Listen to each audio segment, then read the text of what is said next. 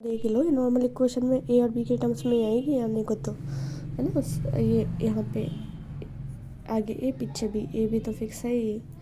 आगे करते जाओ मामला सेट।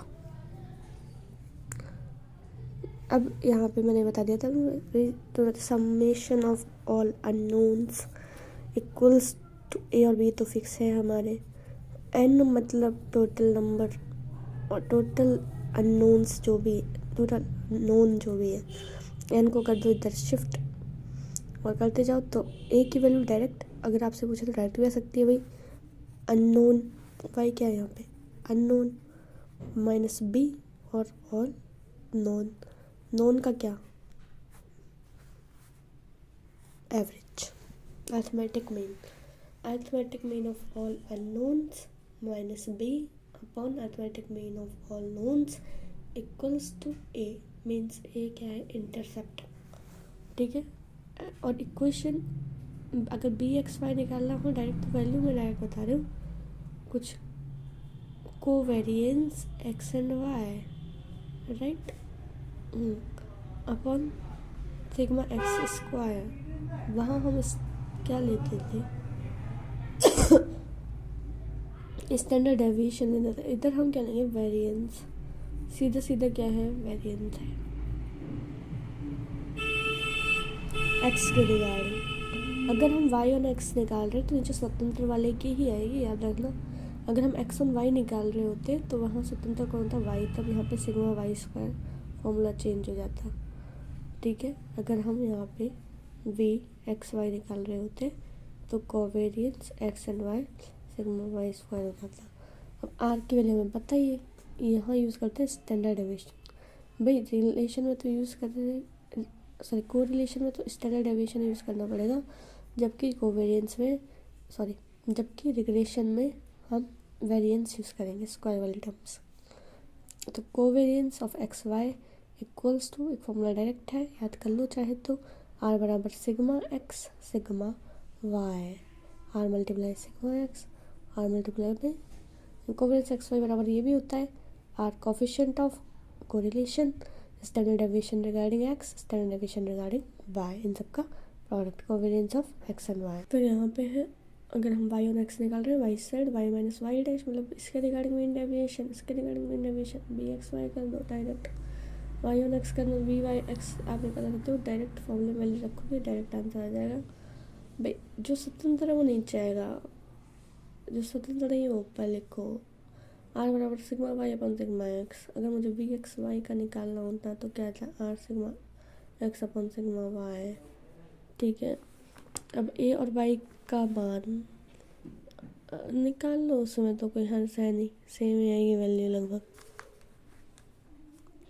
फिर यहाँ पे एक प्रॉपर्टीज़ याद रखनी, प्रॉपर्टीज़ थोड़ी इंपॉर्टेंट है कि एक तो दोनों जो रिग्रेशन कोफिशिएंट है उनका प्रोडक्ट कोरिलेशन कोफिशिएंट के स्क्वायर के बराबर होता है, कि दोनों के दोनों जो आपका कोरिलेशन कोफिशिएंट है उसका जो स्क्वायर, यानी कि बी वाई एक्स बराबर B X Y equal to R square, R बराबर प्लस माइनस अंडर रूट।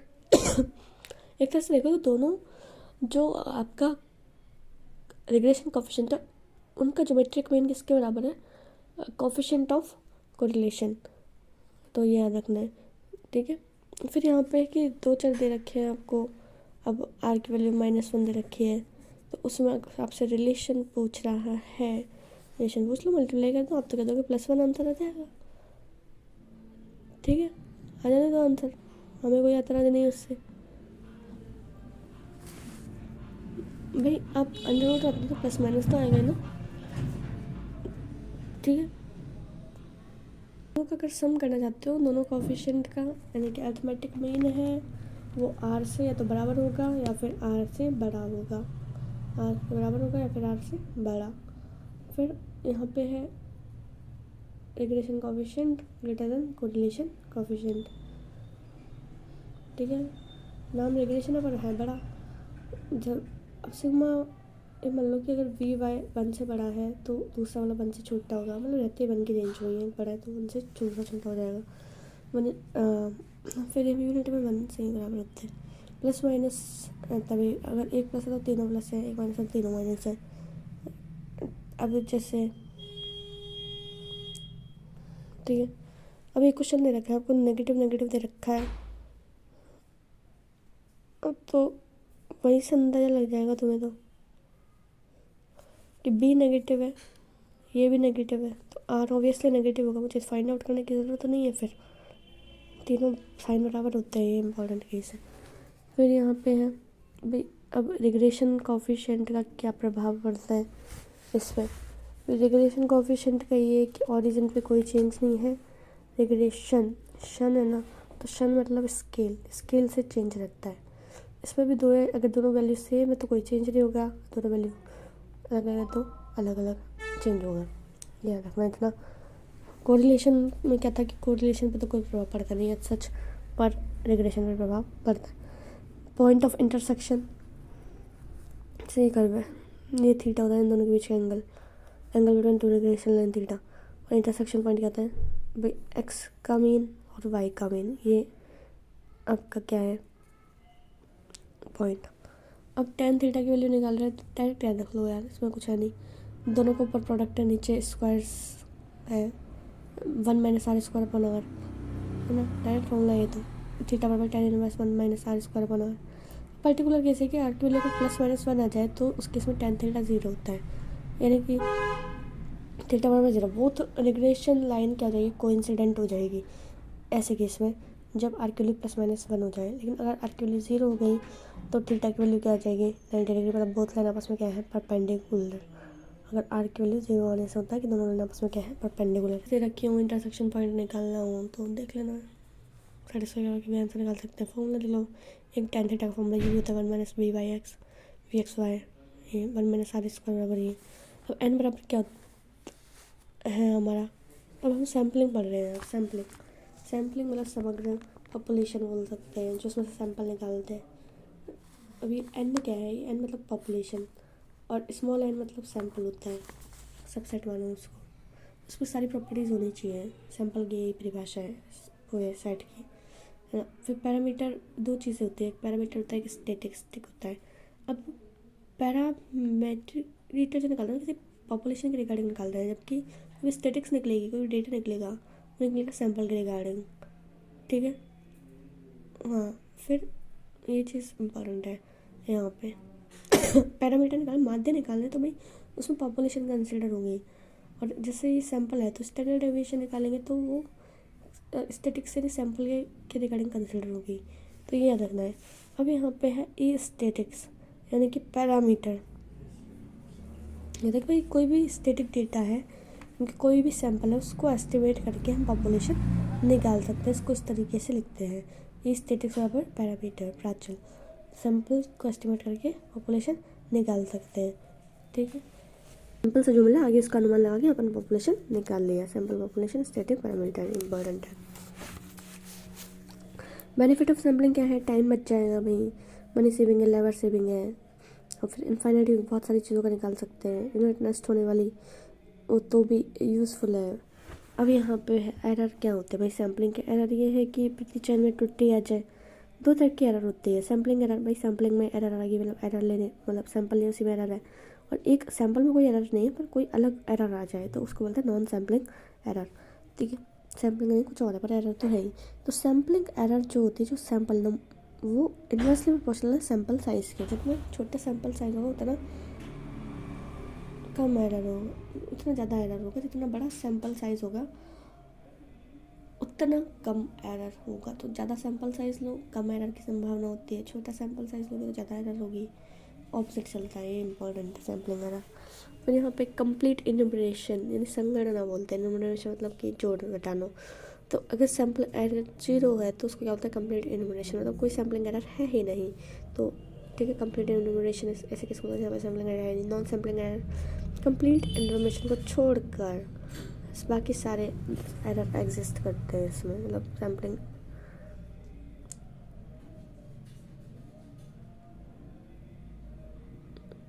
मतलब नॉन सैम्पलिंग एरर में तो यही होगा ना, सारे सैम्पलिंग एरर 0, तो क्या होता है कंप्लीट इन्यूमरेशन किस में होगा, नॉन सैम्पलिंग एरर में, ठीक है। नॉन लेकिन अगर क्वेश्चन में पूछा कि non sampling error exist in, भाई सैम्पल में भी यूज़ करते हैं और सेंसस में भी, सब में यूज़ होगा, तो कोई दिक्कत वाली बात नहीं है। इस सैम्पल में तो ऐसा हो सकता है सारे सैम्पल थोड़ी ना होंगे जो इसमें एरर हो, जैसे भी सकते इसमें एरर नहीं हो। फिर यहाँ पे सैम्पलिंग फ्रेम क्या होता है, कोई भी लिस्ट, मैप या अन्य सामग्री कोई भी पॉपुलेशन प्रत्येक इकाई के बारे में जानकारी देते हैं कि हाँ भाई ब्लॉक्स के बारे में, तो सैम्पलिंग फ्रेम है। फिर यहाँ पे टाइप ऑफ सैम्पलिंग कहता है रैंडम सैम्पलिंग, भाई यादृच्छिक निकालिए, मतलब एक निकालते जा रहे हो फिर दोबारा डाल लो, मतलब यादृच्छिक मतलब अपनी मर्जी से निकाल लो। नॉन रैंडम सैम्पलिंग मतलब कि भाई कुछ भी नहीं निकाल सकते, कुछ उसके पर्पस होगा, कुछ आपकी सुविधा के अनुसार आप निकालोगे या कोटा के अनुसार निकालोगे। 3 तरीके के कहते हैं non random sampling, purposive, convenience वाली या कोटा वाली। अब यहाँ पे रैंडम सैम्पलिंग में कहते हैं 2 टाइप की होती है, या तो अनरिस्ट्रिक्टेड होगी या रिस्ट्रिक्टेड होगी रैंडम सैम्पलिंग। अनरिस्ट्रिक्टेड में एक होती है सिंपल रैंडम सैम्पलिंग, जिसको हम बोलते हैं SRS, ये चीज़ याद रखनी है, ठीक है।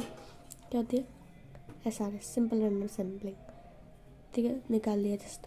रेस्ट्रिक्टेड में ये होगी कि आप सिस्टमैटिक ढंग से निकालोगे, इसने कुछ भी निकाल लिया। मल्टी स्टेजेस होती है, क्लस्टर होती है, स्ट्रैटिफाइड, स्ट्रैटेजी लगा के करते हैं ना, stratified, cluster, multi stage, systematic, ये सब रेस्ट्रिक्टेड के पार्ट है। जो सिंपल है वो तो अनरिस्ट्रिक्टेड हो गई। और non random sampling, purposive, convenience, quota. और रिस्ट्रिक्टेड में क्या रहेगा, सिस्टम चलेगा, स्ट्रैटेजी चलेगी, मल्टीपल क्लस्टर्स, ये सारे किस होंगे रिस्ट्रिक्टेड में। सैम्पलिंग तो ये कि विदाउट पार्शलिटी में जो चूज़ करना है वो कर लो, इक्वल प्रोबेबिलिटी कि कोई भी सैंपल आ सकता है। जबकि सिंपल रैंडम सैम्पलिंग में ये कि जो यूनिट्स आप ले रहे हो होमोजीनियस यूनिट है, ठीक है, तो होमोजीनियस पॉपुलेशन में से आप कुछ चुन सकते हो, सब किसी के भी आने की प्रायिकता समान है। अब इसमें सिंपल रैंडम सैम्पलिंग भी 2 टाइप की हो सकती है, with replacement and without replacement. Replacement का मतलब है कि भाई एक है उसको निकाला फिर दोबारा उसमें डाल दिया, है ना, तो इससे रिप्लेसमेंट। और वापस उसी में डाल दो तो वो है, तो एक यूनिट लेने के लिए तो अगली यूनिट चुनने से पहले पहली यूनिट वापस डाल देंगे। तो प्रत्येक इकाई में सैंपल चुनने की प्रायिकता क्या होती है, 1/n। Number of total sample कितने हैं, टोटल सैंपल पॉपुलेशन के पावर सैंपल, एन के बिग एन के पावर स्मॉल एन। अब ये तो तुम्हें पता होना चाहिए कि भाई सैंपल है, इसका एस्टिमेशन देंगे तो पॉपुलेशन मिल जाएगा, ओके। फिर यहाँ पे है कि जो सैंपल है उसका variance without replacement, variance divided by sample, ठीक है, ये होगा। फिर क्या हो जाएगा, n-1 S square by N. S यहाँ पे क्या है, मेन स्क्वायर एरर, जो भी एरर आ रहा है लिख दो, उसमें क्या दिक्कत है, ठीक है। सिग्मा स्क्वायर क्या है, पॉपुलेशन वेरिएंस। एस क्या है, स्मॉल सिंपल वेरिएंस, ये क्या रिप्रेजेंट कर रहा है, पॉपुलेशन वेरिएंस को, सिंपल वेरिएंस को, सिग्मा स्क्वायर बाई एन। तो इसको थोड़ा सा और शिफ्ट करोगे तो क्या बन जाएगा, n-1 एस स्क्वायर बराबर एन से N cancel, N sigma square. ये भी एक फॉर्मूला है, कोई से भी फॉर्मूला कर सकते हैं, याद होना चाहिए। वेरिएंस निकाल के भाई सैंपल के रिगार्डिंग विदाउट रिप्लेसमेंट फॉर्मूला क्या होता है, sigma square by N, small N है, सैंपल वाला है। फिर यहाँ पे है भाई सिंपल, एक तो ये हो गया दोबारा, simple random sampling without replacement में सैंपल को नहीं डाला जाता भाई इकाई में सैंपल चुनने की प्रायिकता तो यही है, 1 population. Total number of samples change हो जाएंगे, फिर विदाउट रिप्लेसमेंट वाले में क्या हो जाएगा, NCN, पॉपुलेशन C और सैंपल। इसको इस तरह से भी आ जाए तो इसका मतलब डायरेक्ट मतलब है कि विदाउट रिप्लेसमेंट, NN सॉल्व करना आता ही है। S बराबर मेन स्क्वायर एरर, ठीक है। फॉर्मूला आपको देखना है और कोई देख लो, फाइनाइट पॉपुलेशन कोरिलेशन है, F बराबर N/N। अब तो ये रखो कि विदाउट जो रिप्लेसमेंट है वो हमेशा छोटा होगा, क्योंकि जो विद रिप्लेसमेंट है उसका वेरिएंस ऑलवेज बड़ा होगा, बस ये चीज़ रखनी है। जो विद रिप्लेसमेंट जो वेरिएंस होता है वो हमेशा बड़ा होता है। जब पॉपुलेशन नॉन होमोजीनियस हो, है ना, तब स्ट्रेटिफाइड यूज़ करते हैं। होमोजीनियस है तो सिंपल रैंडम सैम्पलिंग हो जाएगी, नॉन होमोजीनियस है तो स्ट्रेटिफाइड सैम्पलिंग यूज़ करनी पड़ेगी, तो if population is a non homogeneous then efficiency of SRS is a weak, इसलिए SRS की वीक हो जाती है, इसलिए हम दूसरी करेंगे होमोजीनियस स्ट्रेटा बोलते हैं इसको, ठीक है, स्ट्रेटा। प्रत्येक स्तर से जो SRS है वो स्वतंत्र इकाई के द्वारा चुनाव करते हैं, हर एक स्टेप पे ले रहे हैं, ऐसा कुछ नहीं है, वेट अंडर स्ट्रेटा। फिर यहाँ पे है, ये तो होमोजीनियस नॉन होमोजीनियस याद रखना है, होमोजीनियस है तो सिंपल, नॉन होमोजीनियस तो स्ट्रेटिफाइड। अब इस स्ट्रेटिफाइड में इस तरह से निकालेंगे, बहुत सारे मेथड है, जैसे कि समानुपाती वितरण या ऑप्टिमम एलोकेशन, इक्वल एलोकेशन, एक को टॉप मान लो, सबको बराबर मानो, या आर्बिट्री इच्छा अनुसार निकाल लो कुछ भी। प्रोपोर्शनल एलोकेशन तो ये है कि सैंपल बटे पॉपुलेशन, सीधा। स्टेटा साइज इंक्रीज होगी तो सैंपल साइज डिक्रीज होगी, मतलब अपोजिट रेशियो है यार, स्टेटा साइज में और सैंपल साइज में, ठीक है, बराबर सा चल रहा है, मतलब डायरेक्ट प्रोपोर्शनल है। Strata size directly proportional to the sample size. Strata बड़ा है इसका मतलब सैंपल बड़ा है, और स्ट्रेटा छोटा है मतलब सैंपल छोटा है। समानुपाती वितरण का फॉर्मूला यही कि जो सैंपल है वो पॉपुलेशन की डायरेक्टली प्रोपोर्शनल है। अब ऑप्टिमल एलोकेशन क्या है, वेरिएंस इसमें फिक्स्ड होता है, और जो प्राइस जो वैल्यू होगी वो क्या आएगी, मिनिमम। ऑप्टिमम तो ये तो वेरिएंस तो फिक्स ही है, और जो प्राइस है वो मिनिमम लेते हैं। अब इसमें ऑप्टिमम में तो ये है, और पहला मेथड ही हो गया, दूसरा है कि प्राइस को फिक्स कर दो, फिर वेरिएंस का मान न्यूनतम कर लो। एक चीज़ को फिक्स रखते हैं, दूसरी चीज़ न्यूनतम करनी है ऑटोमेटिकली, या तो प्राइस को न्यूनतम करो या फिर वेरिएंस को न्यूनतम कर दो, दूसरी चीज़ ऑटोमेटिक बढ़ जाएगी। फॉर्मूला करने की जरूरत नहीं है। प्रत्येक स्टेटा में एक इकाई चुनने की कीमत बराबर रहती है, तो इष्टतम वितरण में न्यूनतम वितरण भी कहा जा सकता है, ठीक है। इसको नेमान एलोकेशन बोलते हैं। क्या बोलते हैं, नेमान एलोकेशन, किस मतलब स्ट्रेटिफाइड में, इसमें सबकी जो प्रोबेबिलिटी है चुनने की वो बराबर है, 80/80। फॉर्मूला ये होता है सैंपल चुनने का, एंड पॉपुलेशन ऐसे यहाँ पे है आपका मीन स्क्वायर एरर, एरर है एस बराबर एरर, और ये CI तो पता नहीं क्या ही है, CI मतलब कि चुनने की प्रोबेबिलिटी। तो देख लो क्या है। सिस्टमेटिक सैम्पलिंग क्या होती है कि सैम्पलिंग स्ट्रक्चर होता है, इसके अंदर पॉपुलेशन n है, असेंडिंग डिसेंडिंग में इसको अरेंज कर दो, है ना, और n बराबर जो पॉपुलेशन बराबर कुछ होता है, मतलब सैंपल मल्टीप्लाई k, तो k की वैल्यू अगर आपको निकालना है भाई कितना है, सिस्टम से चल रहा है सब कुछ, तो n/n निकल जाएगा, पॉपुलेशन बटे सैंपल। समझ आ गया, तो ये चीज़ रखनी, पॉपुलेशन बराबर n इंटू k। अगर तो ये लीनियर सिमेट्रिकल सैम्पलिंग होगी, अगर इन केस ये इक्वल नहीं हुआ तो क्या हो जाएगा, कर्व्ड सिस्टमेटिक सैम्पलिंग। ये तो इक्वल आ जाए बराबर n के, तो लीनियर है, और बराबर इक्वल है तो कर्व्ड सिस्टमेटिक सैम्पलिंग है, ठीक है। अब यही है, सैम्पल को सिस्टमेटिक करके एस्टिमेट करके हमको क्या निकालना है, पॉपुलेशन।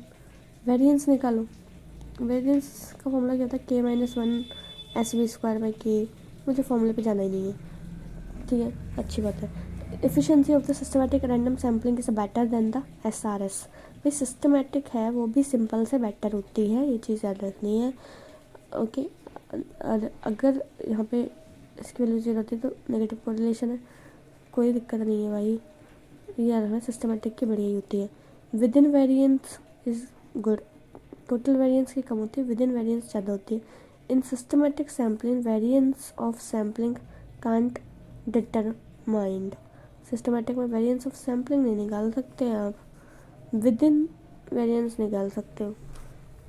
क्लस्टर सैम्पलिंग क्या है भाई, ये क्लस्टर्स में डिवाइड कर दिया, ये गुच्छों में, पॉपुलेशन यहाँ पे NM हो जाएगी, पॉपुलेशंस को हमने m गुच्छ, वहाँ हम सैंपल को तोड़ रहे थे सिस्टमेटिक में, यहाँ पे हम पॉपुलेशन को तोड़ रहे हैं, तो NM कुछ गुच्छे निकाल लिया, अब इतने सैंपल बराबर क्या हो जाएगा, NM, ठीक है। सिस्टमेटिक में हो रहा था आपका n बराबर n के, जबकि गुच्छों में क्या हो रहा है, NM बराबर n, ये सैंपल बराबर ये हो जाएगा, इतने गुच्छों में तोड़ दिया उसको, समझ आ गया।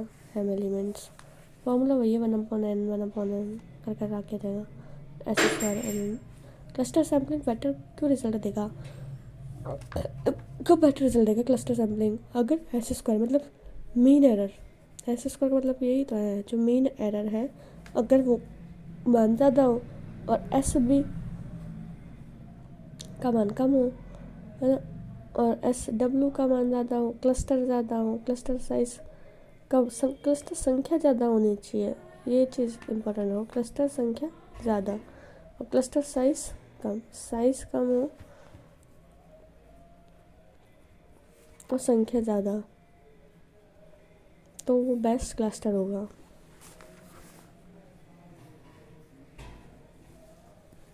सांख्य दर्शन ज़्यादा होना चाहिए, ठीक है। मल्टी स्टेज सैम्पलिंग क्या है? बहुस्तरीय की जब किसी प्रतिचयन सैंपल में 3 या 3 से अधिक स्टेजेस पे सर्वे होता हो तो उसको बोलते हैं मल्टी स्टेज सैंपल। एक स्टेज से कम नहीं चलेगा भाई, 3 स्टेज होनी चाहिए, राइट। फिर उसके बाद सोशल इकोनॉमिक्स सर्वे के अंदर जो सैम्पलिंग की जाती है वो कौन सी की जाती है? Multi stage sample. यही पूछा है क्वेश्चन की सोशल जो इकोनॉमिक सर्वे होता है, आर्थिक समीक्षा, उसमें मल्टी स्टेज सैम्पलिंग होती है। इंडिया में तो ये वैसे कोटा सैम्पलिंग क्या है कि टोटल पॉपुलेशन समान गुणों के आधार, कोटा मतलब सेम कोटा दे दिया, उसमें एंड डिफरेंट ग्रुप्स में डिवाइड कर दो सैंपल को। तो इन्वेस्टिगेशन अपनी इच्छा से निकाल ले, विभिन्न गुणों में डिवाइड कर ले, इन्वेस्टिगेट का ज़्यादा प्रायोरिटी हो जाती है कोटा में, ठीक है। तो प्रत्येक ग्रुप में सैंपल चुन लेगा वो, फिर यूनिट का चुनाव करेगा। इन्वेस्टिगेशन की इच्छा के अनुसार होगा, तो ये मतलब पार्शियल हो सकता है कोटा सैम्पलिंग, क्योंकि सब कुछ अपने इन्वेस्टिगेशन की इच्छा पे छोड़ दिया। अब यहाँ पे जो टाइम सीरीज़ है वो बेसिकली क्या होता है कि टाइम के सापेक्ष पॉपुलेशन, दूसरे चरों को देख रहे हो आप कि टाइम के सापेक्ष पॉपुलेशन क्या होगी अगले साल, इस साल क्या होगी, है। तो समय क्या है? स्वतंत्र है, और जो हमें निकालना हो गया पॉपुलेशन है, डिपेंडेंट अन्य जब टाइम के सापेक्ष हम कोई और चीज़ निकाल रहे, तो इसको कैसे लिखा? बराबर FT। Component of time series, इसमें एक होता है लॉन्ग टाइम, लॉन्ग टर्म में, एक शॉर्ट टर्म में होता है, एक रेगुलर होगा, 3 टाइप के होते हैं। जो लॉन्ग टर्म है उसको क्या बोलते हैं? सेक्युलर ट्रेंड, ठीक है। और जो शॉर्ट टर्म है वो regular short term oscillation type का है, भी बार रिमूव होता है। 2 टाइप में होते हैं इसमें शॉर्ट टर्म में, एक तो होता है सीजनल, एक होता है साइक्लिक, ठीक है। इरेगुलर मतलब कि रैंडम ऑसिलेशन, मतलब ये एक तो रैंडम ऑसिलेशन है, शॉर्ट टर्म ऑसिलेशन है, सेक्युलर ऑसिलेशन है, लॉन्ग टर्म में होता है। लॉन्ग टर्म का सबसे पहले पढ़ेंगे कि जो लास्ट ईयर हुआ है उसे देख लेते हैं भाई। लॉन्ग टर्म में ये कि लास्ट देख लो, लॉन्ग लास्टिंग, लास्ट ईयर में उसको देख लेंगे, आगे का अनुमान कर सकते हैं भाई, आगे क्या होगा नेक्स्ट ईयर, पीछे का नहीं कर सकते, आगे कर लेंगे। Method of measurement, free hand का मेथड है, एक तो अपने भाई हाथों से बना लो, सेमी एवरेज मेथड होता है, मूविंग एवरेज मेथड है। 2 टाइप के एवरेज है, सेमी एवरेज, ठीक है, मूविंग एवरेज, और एक least square method is the best method. आपसे पूछ सकते हैं कि लॉन्ग टर्म टाइम सीरीज के लिए बेस्ट मेथड कौन सा है? फ्री हैंड मेथड है, सेमी एवरेज है, मूविंग एवरेज है, एंड लीस्ट स्क्वायर मेथड है, सबसे बेस्ट यही है।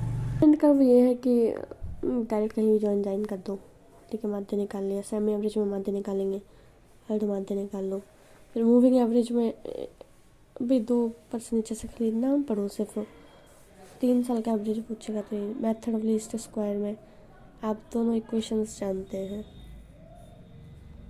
बी की वैल्यू तुम्हें बताइए ना, नॉर्मल इक्वेशन से फाइंड आउट कर लो। नॉर्मल इक्वेशन ये है, तो टाइम सीरीज़ की इक्वेशन क्या होगी भाई? एक्स को आप टी से रिप्लेस कर दो, यही टाइम सीरीज़ की इक्वेशन है, ठीक है।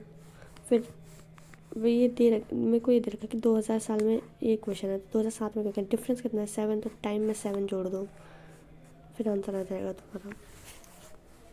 इस टाइप का सिंपल क्वेश्चन आता है। अब टाइम सीरीज़ में अनुमानित मान निकाल, अगर क्वेश्चन में बेस ईयर नहीं दिया हो तो जो मिडिल ईयर है उसी को आप बेस ईयर कंसिडर कर लें। मिडिल बेस ईयर नहीं दे रखा, 2003 मिडिल वैल्यू, इसको बेस ईयर कंसिडर कर लिया। अब इसको 0 मानेंगे, ऊपर वाले नेगेटिव बचेंगे, नीचे वाले पॉजिटिव, फिर आप वैल्यू मानकर आंसर फाइंड आउट कर सकते हैं।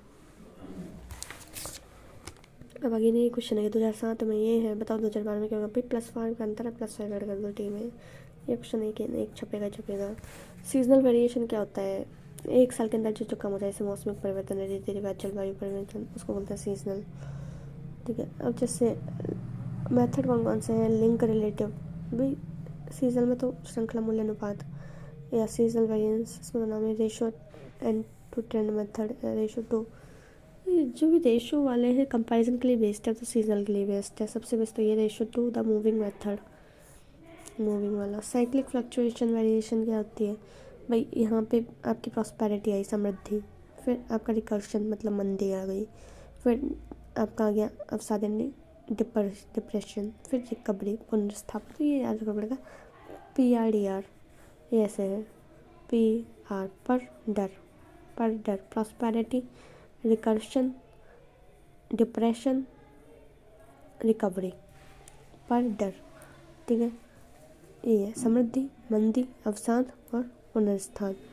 अब यहाँ पे मेथड कौन कौन से हैं भाई साइक्लिक फ्लक्चुएशन के? डायरेक्ट मेथड, हार्मोनिक मेथड है एंड रेसिडुअल मेथड है। और इरेगुलर फ्लक्चुएशन के लिए देव उच्च उच्च भी है, जैसे बाढ़ भूकंप वगैरह। अगर बाढ़ भूकंप वगैरह की गणना करनी है तो कौन सा फ्लक्चुएशन है, कोई फिक्स थोड़ी ना, तो इरेगुलर फ्लक्चुएशन में डालो इसको। इरेगुलर फ्लक्चुएशन के लिए भी बेस्ट मेथड कौन सा है? ये है वेरिएंट डिफरेंस मेथड, अंतरचल विधि। ये सबसे इम्पॉर्टेंट विधि है किसकी? वेरिएंट वाली। इरेगुलर के लिए, मतलब बाढ़ भूकंप या कोरोना आ जाए या कुछ भी आ जाए, इरेगुलर फ्लक्चुएशंस। अब यहाँ पे है जो यहाँ पे है सीजनल वेरिएशन इंडेक्स है। इसका फॉर्मूला ये है कि seasonal mean upon general mean multiply by 100। Simple बात है, सीजनल मीन ये होता है। अब यहाँ पे है बहुत सारे मॉडल्स हैं इनको करने के। एडिटिव मॉडल है, मल्टीप्लिकेशन मॉडल है या मिक्स्ड मॉडल है। तो एडिटिव मॉडल में सब ऐड कर दो, मल्टीप्लिकेटिव मॉडल में सब मल्टीप्लाई कर दो, मिक्स्ड मॉडल में सब मिक्स कर दो। तो इस टाइप के मॉडल है। इंडेक्स नंबर क्या होता है? इंडेक्स नंबर कुछ भी नहीं है, नीचे बेस ईयर लगाओ, ऊपर करंट ईयर लगाओ, मल्टीप्लाई कर दो 100 से, सीधी बात। ठीक है, उन सबका सम यूज़ होगा भाई। ठीक है, सम यूज़ करके कर लो, करंट पहले का, करंट ईयर ना हो। तो इंडेक्स नंबर द्वारा दो स्थानों में आप माध्य ज्ञात कर सकते हो।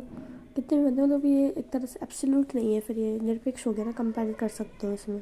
Property of the index number क्या है? पर्टिकुलर टाइप ऑफ माध्य है, माध्य तो है ही पहली चीज़। इंडेक्स नंबर में परसेंटेज में होता है, मल्टीप्लाई करना ही पड़ेगा, यूनिट फ्री है, कोई यूनिट आती नहीं है। जिसके लिए हम देख रहे हैं प्रचलित, उसको बोलते हैं करंट ईयर। जिसके सापेक्ष देखते हैं उसको बोलते हैं बेस ईयर। तो बेस ईयर एक नॉर्मल ईयर होना चाहिए, इसने कुछ भी ले लिया जिसमें फ्लक्चुएशन ज़्यादा हो तो वो बेस ईयर नहीं हो सकता, नॉर्मल साल, सामान्य साल। तो बेस ईयर का मान 100 लिया जाता है। मान अगर पूछे वैल्यू पूछ रहा है ना, तो 100 वैल्यू लेते हैं। फिर जो सबसे अधिक जो प्रयुक्त होने वाला डिफ्यूज़न, जैसे कि बेस ईयर को 100 होना है तो 2012 में कितना इंक्रीमेंट हुआ तो वो 100 के रिगार्डिंग लेंगे, तो उस तरह से वैल्यू है। तो सबसे अधिक प्रयुक्त होने वाला जो कौन सा इंडेक्स है? तो डिफ्यूज़न इंडेक्स, वैल्यू इंडेक्स है, प्राइस इंडेक्स। सबसे ज़्यादा काम में तो प्राइस इंडेक्स ही आता है। अब लिमिटेशंस क्या है? प्रॉब्लम ऑफ इंडेक्स नंबर कि ऑब्जेक्टिव अगर क्लियर नहीं है तो इंडेक्स कैसे निकालोगे? What should be the base year? Main question is that. And वस्तुओं का निर्धारण की समस्या, किस तरह से आप वस्तुओं का निर्धारण करें, किस तरह से मूल्यों का निर्धारण करें, भार का निर्धारण है ना, माध्यों का निर्धारण, निष्कर्ष क्या निकालें। ये टाइप ऑफ इंडेक्स क्या है? इसमें दो चीज़ें देखो, fixed base year index number, एक चेन बेस्ड ईयर। दो लगते हैं अपने, एक तो बेस ईयर को फिक्स्ड कर दो और एक चेन बेस ईयर, चेन में लो, फिक्स्ड या चेन, दो चल के इंडेक्स चलते हैं। भाई फिक्स में भी आप चल रहे हो तो दो टाइप के हो गए, वेटेड और अनवेटेड, है ना। अब अनवेटेड में क्या आएगा? सरल माध्य अनुपात आएगा, या फिर यहाँ पे सरल माध्य है, इससे कोई लेना देना नहीं है, एक प्राइस आ जाता है, माध्य मूल्य अनुपात। ठीक है, और जो आपका सरल माध्य है उसमें एग्रीगेटेड प्राइस रेट, उसका कुछ मतलब नहीं है। जो माध्य मूल्य है वो एक प्राइस रिलेटेड मेथड है ना। अभी इंडेक्स मेथड है भाई, इसमें दो टाइप के होते हैं, फिक्स्ड और चेन। ये तो याद रखना पड़ेगा, फिक्स्ड और चेन, FBI या CBI। अब फिक्स्ड है उसमें दो टाइप के हैं, वेटेड या अनवेटेड। अब मुझे वेटेड से मतलब नहीं है, अनवेटेड से मतलब है। अनवेटेड में दो टाइप के होते हैं, एक तो आपका सरल माध्य जो है, दूसरा आता है एक माध्य मूल्य प्राइस वाला। और प्राइस वाले में ही कलेश है, प्राइस वाले में कलेश ये है, एग्रीगेट प्राइस रिलेटेड सिस्टम, जैसे लिख लो इसको, एग्रीगेट प्राइस रिलेटेड सिस्टम इसमें आता है। फिर यहाँ पे सरल माध्य आप निकालोगे सिंपल, तो उसका फॉर्मूला डायरेक्ट ये चलता है भाई,